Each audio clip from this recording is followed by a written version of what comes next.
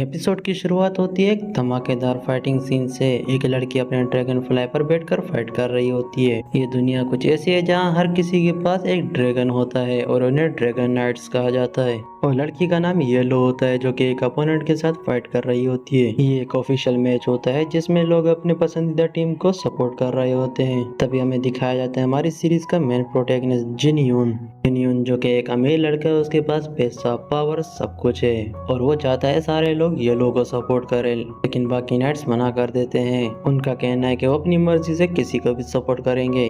पर जिन उनके सामने सोने से भरे हुए बॉक्स निकाल के रख देता है और जैसे ही लोग सोना देखते हैं तुरंत ये लोग के लिए चीयर करना शुरू कर देते हैं। पैसे की पावर सब पे भारी पड़ती है।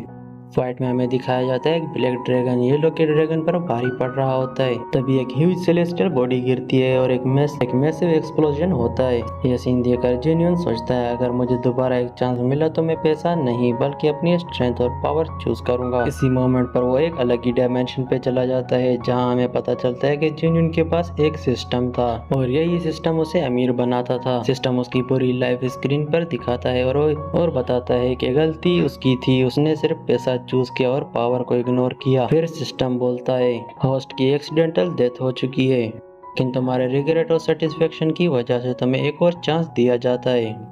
और इसी तरह जिन्यून टेलीपोर्ट हो जाता है पास्ट टाइमलाइन में और जहां पर वो सिर्फ 7 साल का होता है। जब जिन्यून अपनी आंखें खोलता है तो वो एक सूखे हुए केव के अंदर होता है और उसके साथ एक लड़का होता है। एक लड़की और एक औरत होती है जो अपने गांव पर हुए ब्लैक ड्रैगन्स के अटैक से बचकर यहाँ पे छुपे हुए थे। केव के अंदर पानी बहुत ही कम होता है। एक आदमी पानी पे कब्जा कर लेता है और बाकी को धक्का दे देता है। जिन्यून जो कि अपनी फ्यूचर की नॉलेज का यूज करके वाटर लीफ प्लांट ढूंढता है। इसका पत्ता खाने से कुछ देर के लिए प्यास बुझ जाती है। सबको पता देता है लेकिन आदमी फिर भी खुदगर्ज ही रहता है। तभी एक रात वो आदमी भूख से पागल हो जाता है और ड्रैगन का कच्चा मांस खाने लगता है। एक ब्लैक ड्रैगन की इविल स्पिरिट प्रोसेस कर लेती है। वो आदमी अब मॉन्स्टर बन जाता है और येलो पर अटैक करने लगता है। येलो को बचाने के लिए जिन्यून भी उस पर वेपन से अटैक करता है। काफी स्ट्रगल के बाद जिन्यून उस आदमी का गला काट देता है और उसकी बॉडी से वो ब्लैक स्पिरिट ड्रैगन निकल जाता है। लेकिन फाइट के दौरान ये लोग घायल हो जाती है और उनका पानी खाना खत्म हो जाता है। आखिरकार सब बेहोश हो जाते हैं। जब जिन्यून को होश आता है वो एक एलिफेंट के ऊपर होता है। येलो से बताती है कि उनकी एक अंकल आडा ने हेल्प की है। एडा उन्हें अपने साथ रहने के ऑफर देता है क्योंकि उनका विलेज कम्प्लीटली डिस्ट्रॉय हो चुका था। लेकिन जिन्यून डिसाइड करता है कि वो अपने दम पे सरवाइव करेगा। इसी वक्त सिस्टम उसके सामने आता है एक नया टास्क, एक लेजेंडरी ट्रेजर ब्लू क्रिस्टल को ढूंढो। ये ट्रेजर दुनिया की सबसे बड़ी फैमिलीज के पीछे था। सिस्टम उसे एक मैप देता है जो टांगजियान सिटी की तरफ पॉइंट करता है। प्रॉब्लम यह थी कि वो सिटी बहुत दूर थी और जिन्यून के पास ड्रैगन रेंट करने के लिए गोल्ड कॉइन्स नहीं थे। उसे एडा का बिजनेस दिखाई देता है। जिन्यून अपनी बिजनेस माइंड को यूज करता है एडा के साधारण फ्रूट्स को एक यूनिक 3 कलराइज ड्रिंक में कन्वर्ट कर देता है। यह ड्रिंक की अलग और काफी यूनिक होता है, ऐसे रिच लोग गोल्ड कॉइन्स में खरीदते हैं। जिन्यून का प्लान सक्सेसफुल हो जाता है और उसके पास टांगशियान सिटी जाने के लिए पैसे भी आ जाते हैं। टांगशियान सिटी जाने के बाद जिन्यून ब्लू क्रिस्टल्स के मिशन पर निकलता है। जंगल में वो हार्ड स्टोन को तोड़ने की कोशिश करता है और फाइनली उसमें शाइनिंग ब्लू क्रिस्टल दिखाई देता है। सिस्टम बताता है मिशन कंप्लीट हो गया है, लेकिन अचानक से एक मार्क्स ड्रैगन राइडर आ जाता है जो उससे वो क्रिस्टल छीनने आता है। फाइट शुरू हो जाती है। एक्सीडेंटली ब्लू क्रिस्टल के साथ फ्यूज हो जाता है और उसका खुद का लेजेंडरी ड्रैगन समन होता है। ये ड्रैगन 9.9 क्रिएशन स्टोन से बना होता है, मतलब बहुत ही रेयर होता है। ड्रैगन राइडर हार नहीं मानता और अपना नाम बताता है। मेरा नाम कार्ड है, मैं कार्ड शाइन फैमिली से बिलोंग करता हूँ, तुमसे रिवेंज जरूर लूंगा मैं। ये सुन के जिन्यून शॉक हो जाता है क्योंकि कार्ड शाइन फैमिली दुनिया की टॉप 10 रिचेस्ट फैमिली में से एक थी। लेकिन प्रॉब्लम ये नहीं होती है कि सिस्टम बोलता है होस्ट तुमने प्रोसेस सही फॉलो नहीं किया, तुम्हें फोर्सफुली फ्यूजन किया जिससे तुम्हारी बॉडी डैमेज हो गई है। अगर तुमने अपने ड्रैगन को अपग्रेडेबल करना चाहते हो तो तुम्हारी डेथ की 99% चांस है। जिन्यून हैरान हो जाता है। सिस्टम उसे एक और नया टास्क देता है, हाई लेवल इक्विपमेंट ढूंढो। ये इक्विपमेंट उसकी बॉडी को हील करेंगे और उसकी स्ट्रेंथ इंक्रीज करेंगे। सिस्टम उसे एक लोकेशन बताता है, मिस्टिक सिटी, जहाँ एक यूथ कॉन्फ्रेंस होने वाला था। वहीं उसे एक रेयर फ्लाइंग एक्स मिलेगा जो उसके लिए लाइफ सेविंग होगा।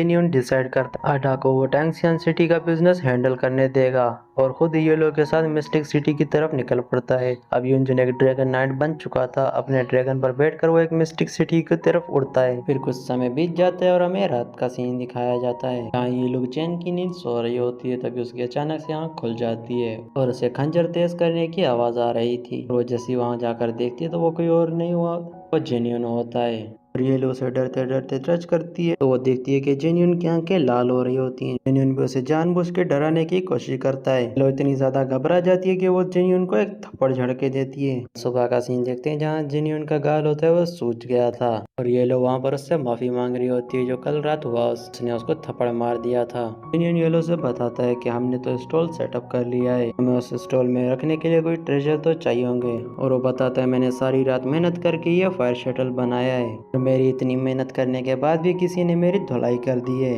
आगे भी वो लोग अपने ऑक्शन के लिए रजिस्ट्रेशन कराने के लिए जा रहे होते हैं और वो लोग ये सभी इसलिए कर रहे हैं क्योंकि उन्हें वो ट्रेजर चाहिए जो करने का टास्क उसे सिस्टम ने दिया था। सिस्टम ने उससे कहा था उसे कॉन्फ्रेंस अटेंड करनी होगी और इसी वजह से जेन्यून इतनी मेहनत कर रहा है। वो फाइनली वहाँ पर पहुंच जाते हैं। वहाँ पर एक लेडी खड़ी होती है और वो उससे पूछते तो तुम किस चीज का बिजनेस स्टार्ट करना चाहते हो। जेन्यून उसे अपना ट्रेजर दिखाता है जिसे देखकर वो लड़की हैरान हो जाती है और वो कहती है ये तो काफी रेयर लग रहा है, मैं इसके बारे में एनालिसिस नहीं कर सकती, मुझे हायर अप्स को बुलाना पड़ेगा। वो अपने हायर एक्सपर्ट्स को बुला लेती है के आने के बाद इस ट्रेजर को काफी हैरानी से देख रहे होते हैं और वो सारे एक्सपर्ट्स मिलकर जेन्यून से इस ट्रेजर के बारे में पूछ रहे होते हैं। जेन्यून भी उन्हें सारी चीजें बता देता है। भी वहाँ पर खड़ा हुआ दूसरा एक्सपर्ट कहता है ये तो एक जीनियस इन्वेंशन है, अगर हम इसकी प्रोडक्शन को बढ़ा देते हैं तो ये पूरी दुनिया में एक रेवोल्यूशन ले आएगा। वो लोग उससे पूछते हैं क्या तुमने ऐसे इन्वेंट किया है तो जेन्यून यहाँ पर झूठ बोलता है। वो कहता है ये मेरे ग्रैंडफादर ने बनाया था और मेरे ग्रैंडफादर एक वेपन मास्टर थे और ये इन्वेंशन उनकी कई सालों की मेहनत है।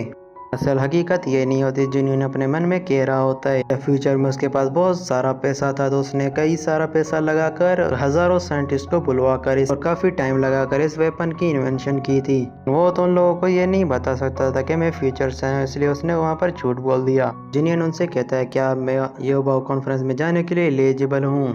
पर एक एक्सपर्ट कहता है अगर तुम चाहो तो हम अकेले में इस बारे में बात कर सकते हो और मेरे पास तुम्हारे लिए एक ऑफर भी है। जेन्यून उनसे पूछता है तो तुम क्या कहना चाहते हो। एक्सपर्ट कहता है अगर क्या होगा तुम इसे मेरे ऑक्शन हॉल में लगा दो, उसके बदले में तुम्हें मुंह मांगी रकम भी देने को तैयार हूँ। जेन्यून उनसे कहता है आप ये क्या मैं तो इसका पूरा ब्लूप्रिंट आपको देने के लिए तैयार हूँ। जेन्यून उसके साथ एग्री हो जाता है और वो उसे ब्लूप्रिंट दे लेता है जिसके बदले उसे एक सोने का वो एक्सपर्ट उसे सोने का सिक्कों से भरा हुआ एक बक्सा दे देता है।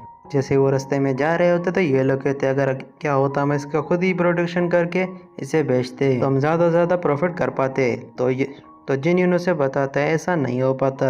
उसे बताता है ये वेपन तो काफ़ी अच्छा है लेकिन इसका मसला ये है कि इसे बनाना बहुत ही ज़्यादा मुश्किल है। जब मैंने इसे बनाना शुरू किया था मुझे भी पूरे एक रात लग गई थी इसे बनाते बनाते। कोई एक ग्रेट एक्सपर्ट भी होता है जो इन सब चीज़ों के बारे में जानता है, उसे भी काफ़ी मुश्किल होने वाली है ये चीज़ बनाने के लिए। कहते हुए वो जैसे आगे बढ़ रहे होते हैं तो सारे लोग वहाँ पर भागना शुरू हो जाते हैं। तभी हमें पता चलता है वहाँ पर आगे एक ऑक्शन चल रहा होता है एक ड्रैगन फ्रूट का। ये एक ऐसा ड्रैगन फ्रूट है जो काफ़ी ज़्यादा ही रेयर है और जो इसका सेलर होता है जो इस चीज को बेच रहा होता है वो भी काफी ज्यादा अकड़ रहा होता है लोगों से, वहाँ से लोगों को भगा रहा होता है और कहता है ये कोई म्यूजियम नहीं है जो तुम सब खड़े होकर यहाँ पर देख रहे हो। देखते हैं वहाँ पर पीछे से जेन्यून आ जाता है जो कि अपनी सोने की पेटी उसके सामने रखता है और वो ट्रेजर उससे ले लेता है। जेन्यून उस ड्रैगन फ्रूट को उठाकर आगे बढ़ रहा होता है और कहता है अब मैं इसको बेच कर भी एक और बड़ी डील करने वाला हूँ। और इसी के साथ हमारा ये एपिसोड यहीं पर ही खत्म हो जाता है। होप कि आपको वीडियो पसंद आई। अगर वीडियो पसंद आई तो लाइक करके चैनल को सब्सक्राइब जरूर कर देना। हाँ मैं मिलता हूँ नेक्स्ट वीडियो में, तब तक के लिए बाय बाय।